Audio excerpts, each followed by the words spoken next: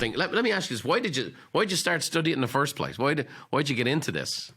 Okay, so we're going to get even more cosmic and real. Yeah. I moved from Australia. This is my second time in the States. So I moved here on the 5th of December again. But I was here for about 10 years. And my ex and I moved to Vermont. And I just kind of knew, Brian. I never consciously thought, oh, wow, I think I'm going to become an expert in joy. I have just, in the only place in my life, kind of gone with the flow of how things unfolded in front of me. But at some stage I knew I was supposed to write a book on joy. And I didn't have trouble writing books before. I tried, and I couldn't. We moved to Vermont, and I woke up one morning having had a dream. And my mum had died not much before then. And I don't know if it was I don't know what it was. But anyway, I'm saying it's a dream. And I heard this, I'll put a writing committee together and help you write the book. All you have to do is meditate every morning. Now, I didn't meditate much either. I'd, done all the meditation, just didn't do it, like the courses, but didn't do it. And so I thought, wow, that's different. All right, then, nothing else has worked. And so I sat down the next morning and I meditated and I went to the computer and I wrote about 30 pages. Wow. And the book was done in about, 5-6 weeks. Yeah. And all the best stuff book. Is. Right. Well, all the best stuff is. All the best songs are. I mean, it's called inspiration. People call it all kinds of things and they have all kinds of names for it. But at the end of the day, it was beyond yourself. And it got you to. Pretty much was.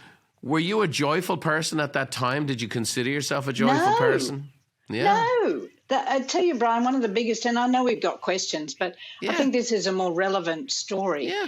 One of the biggest journeys of my life was to go from truly believing I was being authentic. Because when I first started speaking, like literally 35 years ago, my mentor then was Ron Tacky, still the best speaker I've ever seen.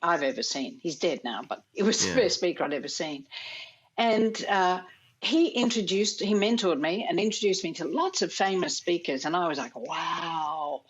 And what I noticed was so many of them were one thing on stage and completely different off stage. And I thought, I never want to be like that. So I determined that I would always be uber authentic. Well, you know what I did? I only found this out like 6 years ago when my entire life turned upside down, was that I had taken the persona of me on stage. Yeah. Instead of bringing me, Amanda, onto stage, I took persona and put it into Amanda. Yep. And since... like seriously, 6 years ago, I started working on this. And it's so fascinating, Brian, because I truly believed I was authentic. Yeah. I've done the work on myself. I don't believe I do anything different on stage. It doesn't feel different. Yeah. But the impact is completely different. Right.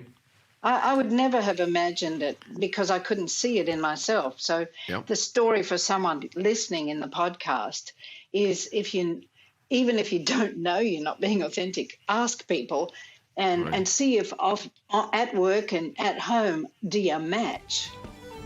Thanks for watching. If you want more tips on how to think, feel, and do better, check out these videos too. Oh, by the way, don't forget to subscribe to the channel and leave us a like if you enjoy the content.